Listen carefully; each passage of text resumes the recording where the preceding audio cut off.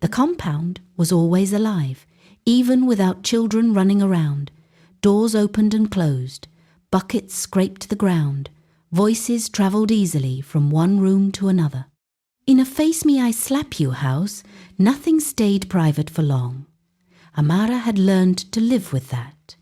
Every morning she woke up before the sun became too hot, tied her wrapper, and stepped outside with her bucket.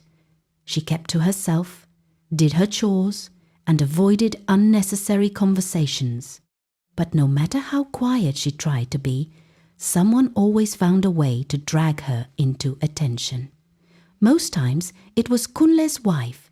That afternoon the sun sat high in the sky, casting sharp shadows across the compound. Amara bent over a basin, washing her clothes carefully. Soap foam clung to her fingers as she scrubbed. Her crop top clung lightly to her skin, and her short jean shorts were slightly damp from splashes of water. Her short, bone-straight wig framed her face neatly. She was focused, minding her business. Then the footsteps came. Kunle's wife walked past slowly, her slippers hitting the ground with intention. She didn't stop immediately. She just glanced at Amara, then continued a few steps before speaking loudly enough for anyone nearby to hear. Some people in this compound have no shame. Amara paused for a brief second, just a second. Then she continued washing, like she hadn't heard anything. A door creaked open somewhere behind her.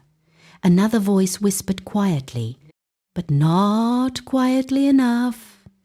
She's talking about her again. It had become a routine, a pattern, a performance. Kunle's wife continued walking, her voice rising slightly. Every day they will be outside, displaying themselves like they are looking for attention. Amara's fingers tightened around the cloth in her hand. The water rippled in the basin, disturbed by the pressure of her grip, but she said nothing. Not that day. She finished washing, rinsed her clothes, and stood up slowly. Her face was calm, but something inside her had shifted just a little. It didn't end there. Another day, the compound was quieter. The afternoon heat had driven most people indoors. Amara walked through the narrow corridor, holding a small bag, her slippers making soft sounds against the cement floor. Kunle's wife was already standing at her doorway. As if she had been waiting, she watched Amara approach without blinking. "You think walking like that will change anything?" Amara kept moving, her eyes forward. "I'm talking to you." This time, Amara stopped. Slowly, she turned around. "If you have something to say it clearly." Her voice was calm, but firm. It wasn't the same silence as before. Kunle's wife stepped forward slightly, folding her arms. "People like you don't last in places like this." There was a brief silence. Doors were slightly open. People were listening without looking. Amara held her gaze. "I mind my business. You should try it." She turned and walked away before anything else could be said. For the first time, Kunle's wife didn't respond immediately. That evening, the tension lingered in the air like humidity before rain. Days passed, but the distance between them only grew sharper. Then came the evening that changed everything. The sun was setting, casting a warm glow over the entrance of the compound. A car pulled up outside, its engine humming softly before going quiet. Heads turned. Cars didn't come often. Amara stepped out, adjusting her wig slightly. She held a small purse and closed the car door gently. She didn't rush. She didn't look around. She simply walked toward the compound as if nothing was unusual. But everything was. Kunle's wife stood a few steps away, already watching.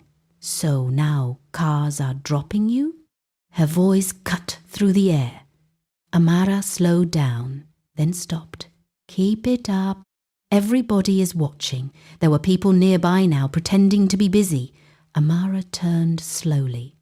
And what exactly are they seeing? The question hung in the air. Kunle's wife stepped closer. They're seeing the truth. Amara didn't raise her voice. She didn't need to. Or maybe they're just hearing your version of it. For a moment, neither of them moved. Then Amara turned and walked past her, deeper into the compound. The whispers started immediately. That night, the usual argument began in Kunle's room. Voices rose, accusations flew. Something fell and broke. It had become part of the compound's routine, like morning chores and evening cooking. But that night was different, because Amara had already made up her mind. The insults, the stares, the constant public humiliation, it had all built up quietly inside her. What started as silence had turned into resistance. And now, resistance was slowly turning into something else, something more dangerous. Later that night, when the argument reached its peak, Kunle stormed out of his room like he always did.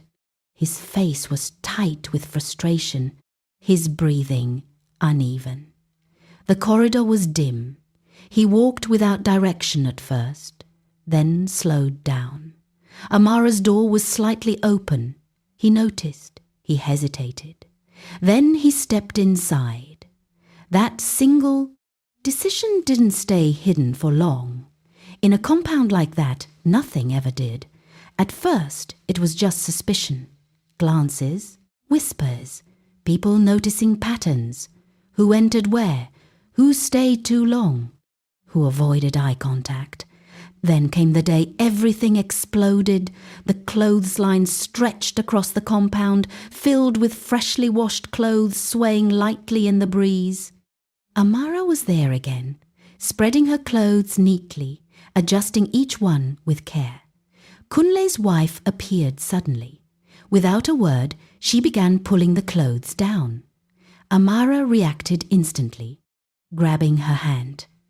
"Don't touch my things!" The tension that had been building for weeks finally found its moment. Voices rose. People gathered. Accusations were no longer hidden inside conversations. They were thrown openly. The words spoken that day could not be taken back, and by nightfall, the truth, whatever version of it people believed, was no longer a secret.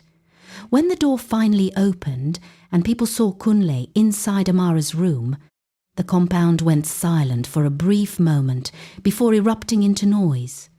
What had been whispers became declarations. What had been tension became judgment.